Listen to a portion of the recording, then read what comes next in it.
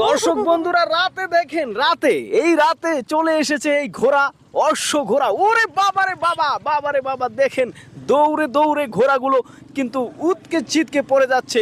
আর আমি এখন আছি এই পদ্মার পাড়ের যে ঢেউ, এই ঢেউ দেখতে পাচ্ছেন, এই ঢেউ কিন্তু আপনার মন কেড়ে নেবে।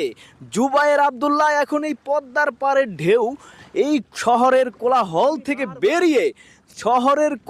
থেকে বেরিয়ে কিন্তু এমন জায়গায় চলে এসেছি যে মন যাতে জুড়িয়ে যায়।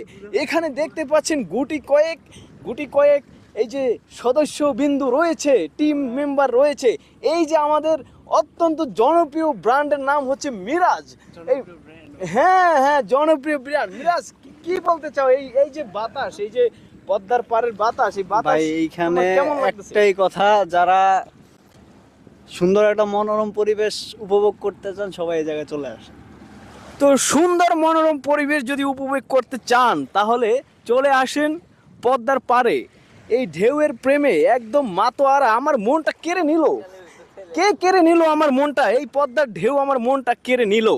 তো বন্ধুরা, আপনারা কিন্তু যদি এই পদ্মার পাড়ে এই বাতাস তো ভিডিওতে দেখা যায় না বন্ধুরা, শুধু ঢেউগুলো দেখা যায়। ওরে ওরে,